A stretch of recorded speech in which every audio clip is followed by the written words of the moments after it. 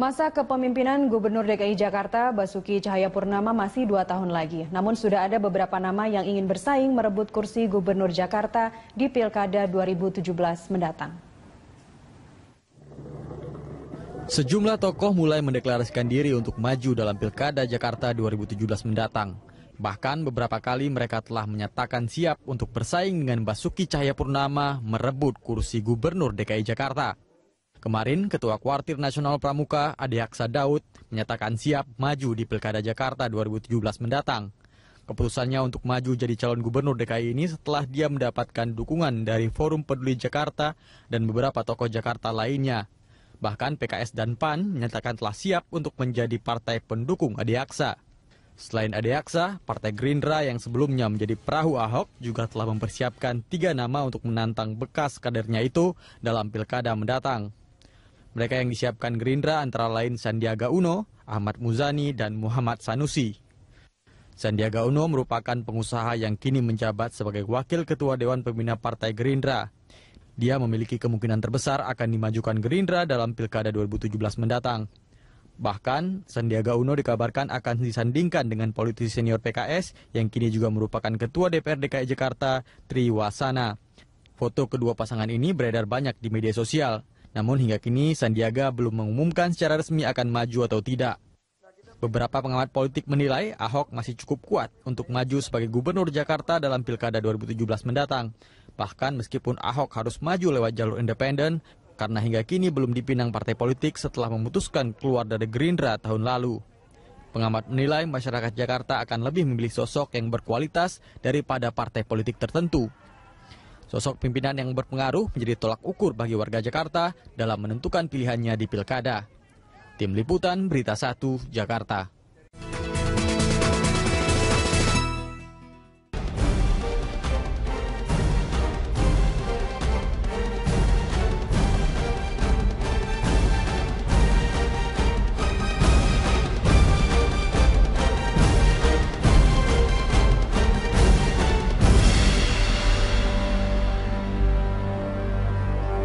Meskipun Pilkada DKI Jakarta masih berlangsung 2 tahun lagi, namun gaungnya ini sudah mulai terasa. Sejumlah nama calon yang berasal dari tokoh nasional sudah mulai diajukan oleh partai politik. Meskipun belum secara resmi diusung, namun ini sudah digadang-gadang akan dapat menjadi rival Ahok dalam kontestasi Pilkada yang akan berlangsung 2 tahun lagi.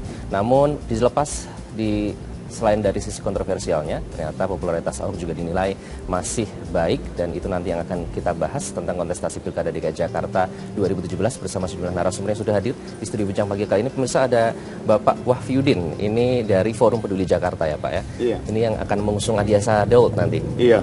Baik, terima kasih sudah hadir di studio Bincang Pagi. Sama-sama, terima kasih. Kemudian ada Mas Niko Haryanto, analis politik. Selamat pagi Mas, apa kabar? Selamat pagi, thank you. Baik ya, selalu baik. Kemudian ada Mas Tubagus Ramadan, pendukung Ahok atau dari teman Ahok ya istilahnya. Dari teman Ahok. Masih aktif terus ya dengan gerakan teman Ahok ini ya? Alhamdulillah masih. Masih baik. Dan itu nanti akan kita bahas lebih lanjut, namun sebelumnya kita simak dulu informasi berikut ini. Pemilihan Gubernur DKI Jakarta memang masih akan digelar 2 tahun lagi, yaitu pada 2017. Namun gaungnya sudah mulai terasa. Banyaknya tokoh yang bermunculan menjadi pesaing Ahok pada Pilkada DKI Jakarta 2017 mendatang disambut oleh Ahok. Meski masih 2 tahun lagi, Ahok yang kini menduduki kursi nomor 1 di Jakarta itu tegas memastikan dirinya bakal mencalonkan diri kembali sebagai gubernur di ibu kota pada Pilkada 2017 mendatang. Komandan Jakarta itu pun telah menyiapkan sejumlah amunisi untuk menghadapinya berupa program unggulan ibu kota. Ahok memastikan amunisi itu akan menyulitkan para pesaingnya di Pilkada 2017 mendatang. Diakui oleh Ahok, komunikasi politiknya kini sudah mengalami perubahan, termasuk klaim hubungannya dengan DPR DKI. Ahok juga menantang kepala-kepala daerah yang berkualitas untuk menjadi rivalnya nanti. Wah, itu yang saya katakan, sejak kami masuk ke DKI, tujuan kami masuk apa? Supaya seluruh kepala daerah di Indonesia itu punya potensi, punya kesempatan untuk bertanding jadi gubernur DKI. Kalau semua yang terbaik mau jadi gubernur DKI, maka warga DKI mendapatkan gubernur yang terbaik dari yang terbaik. bukan yang baik dari yang terburuk. Jadi itu pilihannya banyak. Kalau kamu dagang punya duit, bisa banyak yang jualan, untung di kamu nggak? Untuk menghadang Ahok kembali duduk di kursi gubernur Jakarta, sejumlah partai politik pun mengusung sejumlah nama tokoh nasional. Partai Gerindra misalnya telah menyiapkan sejumlah nama besar, seperti pengusaha Sandiaga Uno yang sudah mendeklarasikan siap maju di Pilkada DKI dan Wali Kota Bandung Ridwan Kamil. Golkar pun menyiapkan sejumlah kadernya seperti Tantowi Yahya, Aziz Samsyudin, dan Idrus Marham. Di Partai Demokrat, mantan calon wakil gubernur Nahrawi Ramli kembali diusung. Sedangkan PKS mempertimbangkan mantan Menpora Adiaksa Daud dan Triwi Saksana sebagai bakal calon gubernur DKI. Terlepas dari kontroversi yang juga melekat di diri Ahok, popularitas gubernur DKI itu masih kuat. Lalu orang memperkarakan gaya Ahok yang cukup keras. Dikiranya ini koboi yang terlalu liar, seterusnya dan seterusnya. Tapi saya kira lepas dari itu masyarakat juga tetap mencintai figur seperti Ahok karena terbukti ya sekarang dengan dia maju sebagai calon independen, banyak kampanye-kampanye yang volunteer yang muncul secara sukarela juga justru mendukung Ahok. Nah ini sebetulnya potret bagaimana Ahok ini didukung oleh suara publik, popularitasnya dan tingkat penerimaannya di publik yang cukup signifikan. Ini yang membuat dia berpeluang besar. Nah, sementara figur-figur lain ini kan masih abu-abu ya. Hebat tetapi belum tahu posisinya di mana dalam konstelasi politik Jakarta. Nah, belum kalau kita melihat bahwa ini ada yang di-backup oleh kepentingan partai dan seterusnya. Dan Ahok sendiri dia maju secara independen dan memperlihatkan bahwa kekuatan dia adalah Red Jakarta. Kekuatan dia bukan partai politik. Dukungan politik secara real juga menjadi salah satu faktor untuk bertarung di pesta demokrasi 5 tahunan di Jakarta. Selain itu, skema dukungan parpol juga menjadi kalkulasi politik lainnya. Selain soal usia dan soal track record, itu juga penting menurut saya ada dukungan politik yang real gitu ya. Nah ini yang sebenarnya bisa masuk di situ karena Ahok kan masih harus berjibaku dengan dukungan partai politik ya kan. Apakah ada partai politik yang mau dukung dia? Sekarang ini kan inisiatif yang dia lakukan adalah kandidat independen dengan cara menginisiasi dukungan publik misalnya lewat kawan Ahok dan lain-lain. Nah, tetapi apakah kemudian mudah? Tentu tidak mudah. Tetapi kalau kemudian dia sampai mendapatkan dukungan, misalnya minimum administratif ya untuk kemudian melaju menjadi kandidat, tentu ini juga akan menjadi sebuah sejarah juga kalau dia menang dari jalur independen. Dukungan bagi Gubernur Ahok untuk maju dalam pilkada sebagai calon independen pun masih kuat. Di antaranya, kelompok relawan yang menamakan teman Ahok yang terus merentangkan jaringan untuk menggait KTP warga DKI. Pengumpulan KTP itu sebagai syarat pencalonan Ahok dalam Pilkada DKI 2017. Pertarungan dini berbudi DKI itulah yang menjadi topik dalam perbincangan kita kali ini. Pemirsa, saya ingin ke Mas Bagus terlebih dahulu. Mas Bagus, tadi seperti kita lihat sudah ada teman Ahok yang mengumpulkan gerakan 1 juta KTP ya. Sejauh ini sudah berapa KTP yang terkumpul, Mas? Kalau sampai hari kemarin, itu kita direkap sudah sekitar 208.000 atau 20,8% dari target kita 1 juta KTP. Threshold kan sebenarnya 750.000 ya. Cuma kita mengupayakan mendapatkan 1 juta KTP supaya nanti aman dari verifikasi yang akan dilakukan oleh KPU. 208.000 sendiri kalau kita mau banding-bandingin dari suara partai di Pileg kemarin, itu sebenarnya sudah melewati suara dari PAN 172.000 dan suara dari Nasdem 206.000. Next milestone kita mungkin adalah PKB sekitar 263.000 ya. Gitu. 1 juta KTP ditargetkan akan tercapai kapan dan optimis tidak? Kita sih sebenarnya akan mengupayakan itu selesai sebelum Juli 2016 karena kan verifikasi calon independen dimulai dari bulan tersebut gitu. Dan kita sampai saat ini sih kita punya target harian, kita punya target mingguan dan target bulanan. Sampai saat ini semuanya sudah bisa ketutup gitu. Target harian kita ketutup, target mingguan kita dan target bulanan. Itu semua datang secara sukarela ya Mas ya ke posko yang mengumpulkan KTP. Iya, apalagi gitu. Kita nggak bisa menjual apa-apa gitu kan. Ini yang kita jual memang kesukarelawanan gitu loh. Nggak ada lain gitu. Semangatnya dari awal sukarela. Betul. Ya. Baik, kita ke Pak Wahyudin. Pak Wahyudin, kalau melihat ini gimana Pak? Kira-kira Ahok bisa terbendung tidak dengan calon-calon yang maju termasuk Adiaksa Daud? Ini kan semua masih permainan di tingkat permukaan. Belum betul-betul mencerminkan arus bawah yang ada di masyarakat. Mereka yang disuarakan lewat media sosial, kemudian kampanye-kampanye terselubung dari media massa gitu kan. Jadi kelihatannya menggelegar. Apakah arus bawah seperti itu? Nah, ini harus dibuktikan dengan survei-survei. Dan kemudian mendengar dari simpul-simpul orang-orang yang menjadi menyuarakan aspirasi masyarakat bawah. Tapi ini sudah mulai bermunculan Pak, kampanye, bukan kampanye istilahnya meme kita sebut di media sosial, dukung Adi Aksa Daud, itu Pak Adi Aksa sendiri gimana menanggapi itu? Kalau kampanye dari kubunya Pak Ahok itu dari awal selalu terus-menerus, apalagi dukungan dari media-media besar kan, seperti Metro begitu.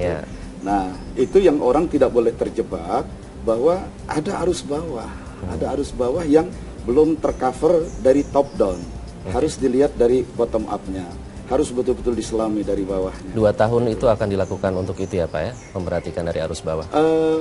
Iya, itu harus dicermati. Jadi karena mungkin barangkali itu juga partai sampai sekarang belum ada yang menunjukkan calon definitifnya, karena mereka seperti biasa di satu sisi partai itu sebagaimana umumnya politisi cari yang posisi paling aman dong, cari posisi last minute. Tetapi di sisi lain juga karena memang belum ada kepastian dari bawah ini suara yang dominan itu yang mana yang akan dipilih oleh masyarakat. Tapi sejauh ini sudah ada suara-suara dukungan parpol seperti itu Pak, ke Pak Adi Aksa? Baru komunikasi politik. Partai mana Pak yang sudah menjalin komunikasi dengan tim Adi Aksa? Banyak, kalau yang menjalin komunikasi, Pak Adi Aksa Daud itu sudah menjalin ke semua partai. Bahkan yang menarik, PDIP pun sudah menyuarakan. Oh, ada bocoran sedikit, PDIP sudah menyuarakan. Baik, Mas Niko, kalau kita lihat fenomena ini ya, ada muncul di media sosial, kita lihat ada teman Ahok, kemudian ada lawan Ahok, kemudian banyaknya calon yang bermunculan. Ini fenomena apa sih?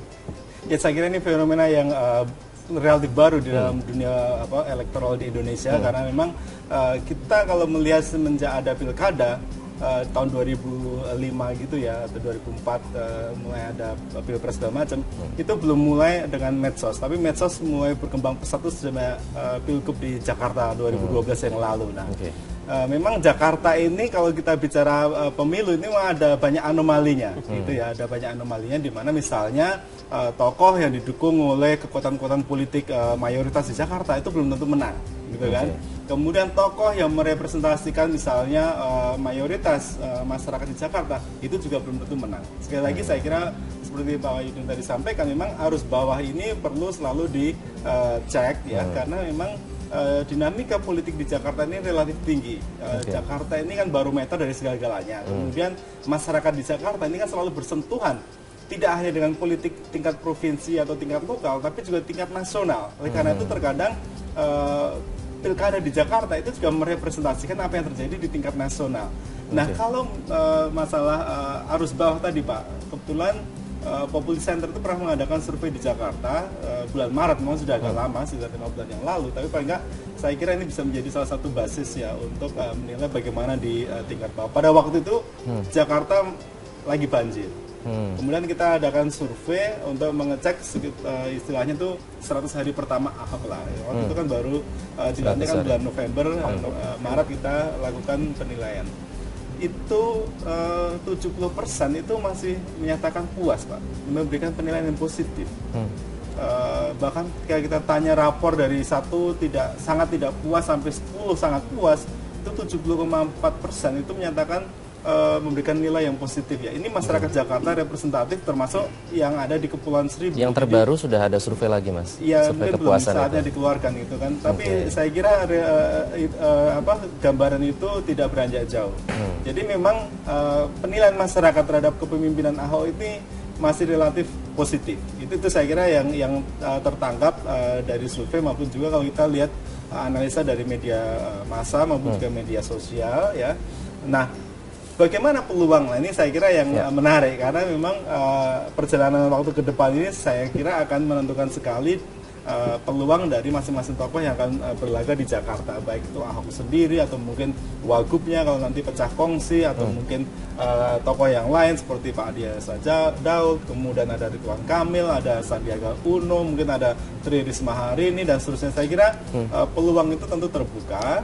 Jakarta ini tetap open field itulah istilahnya. Ini lapangan yang terbuka sekali. Banyak dukungan tentu saja nanti juga akan ada peluang black campaign juga ya Mas. Itu kita berbicara tidak berbeda terkait dengan black campaign ini yang menarik kalau di Jakarta ketika kita tanyakan ke masyarakat ya, kepada pemilih di Jakarta, apakah etnisitas suatu tokoh itu mempengaruhi atau tidak pilihan mereka, 57% itu menyatakan tidak begitu penting latar belakang etnisnya itu. Tapi kalau kita tanya latar belakang agama, 55% menyatakan penting.